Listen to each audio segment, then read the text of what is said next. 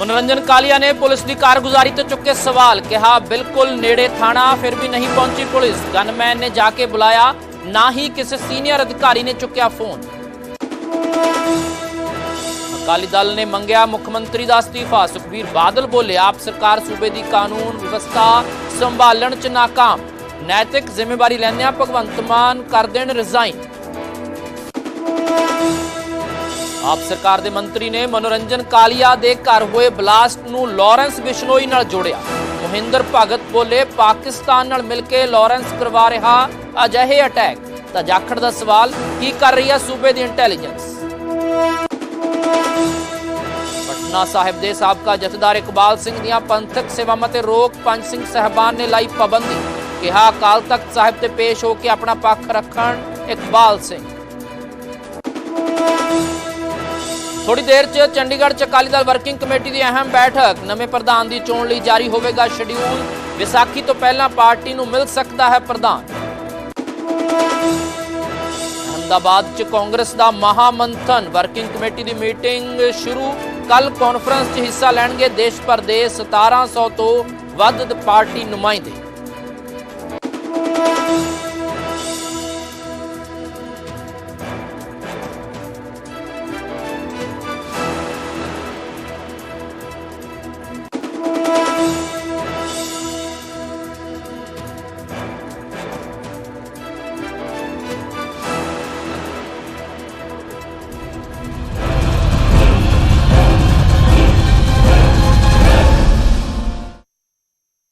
Gentlemen, it's now time to shift gears and get ready for a dose of Bollywood glamour.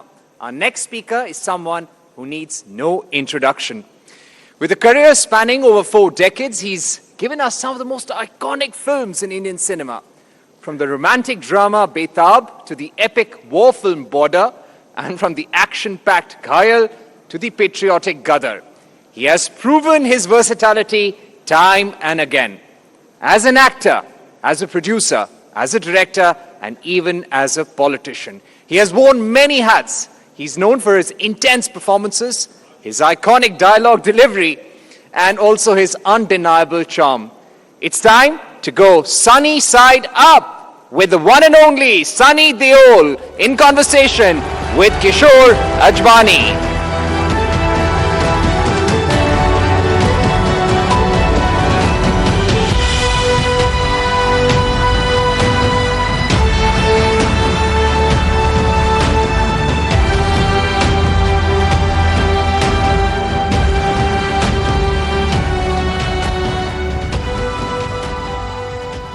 Welcome, Sunny, to Rising Bharat.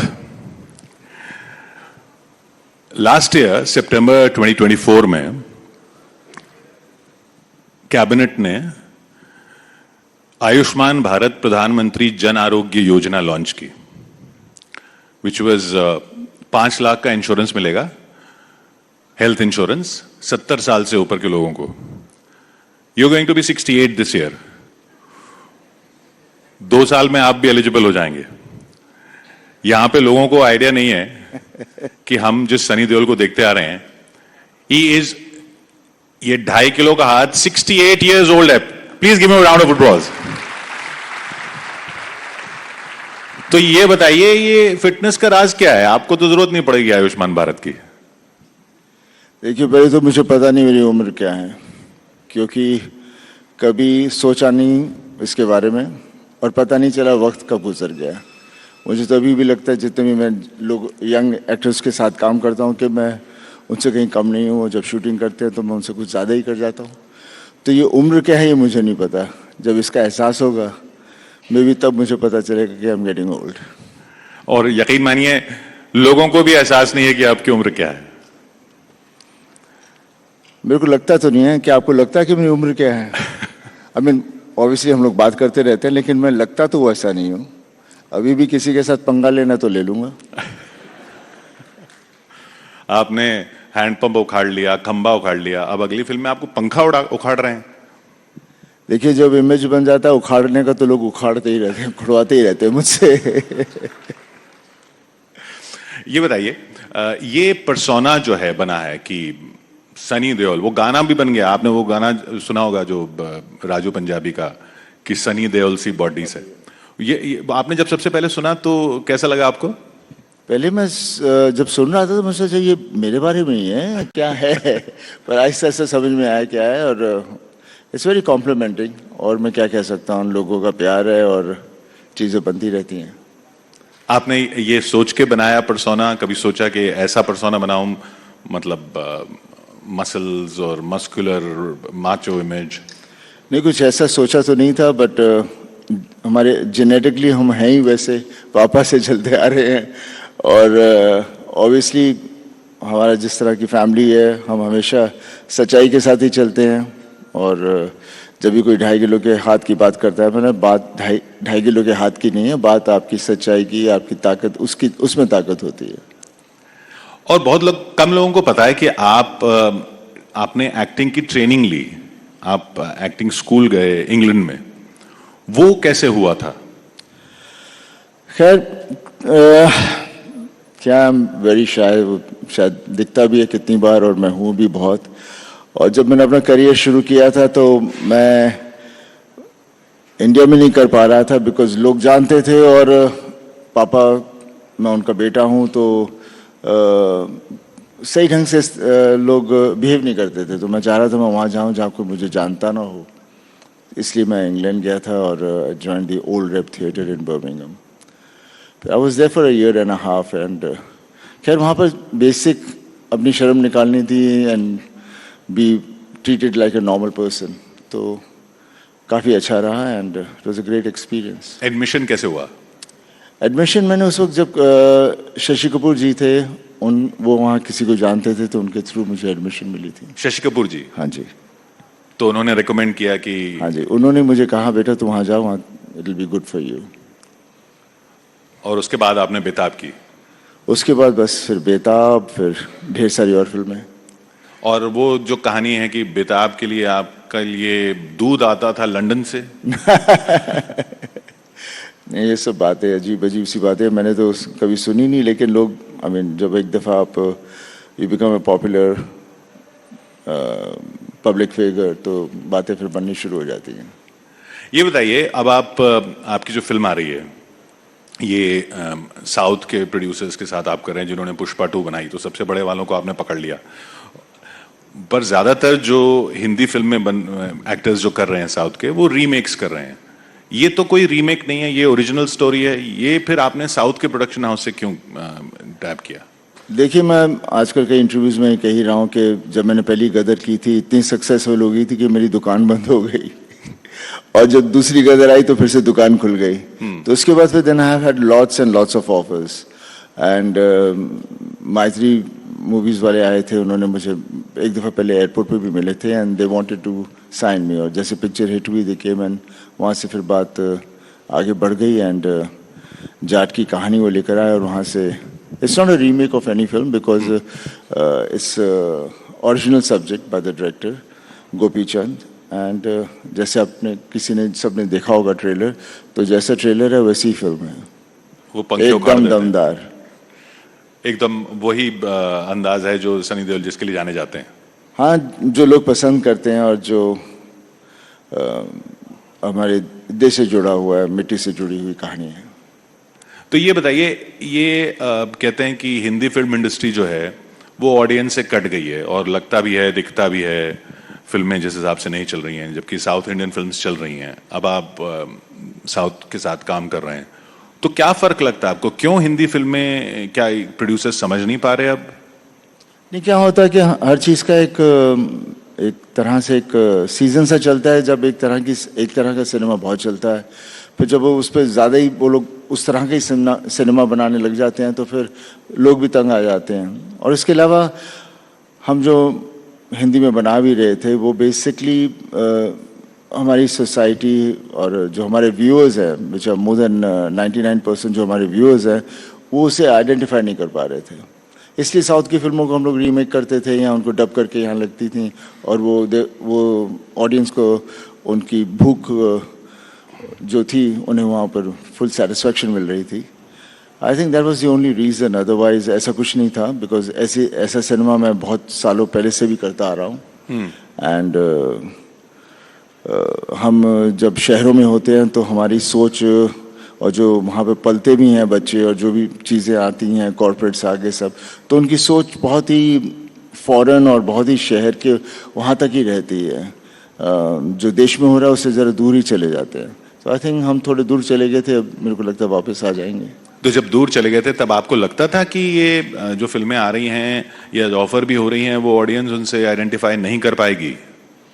नहीं, खैर जैसे मैंने कहा, गदर tour के पास मेरे पास ज़्यादा ढेर सारे ऑफर्स हैं। उसके पहले ऐसी फिल्में आ ही नहीं रही थी।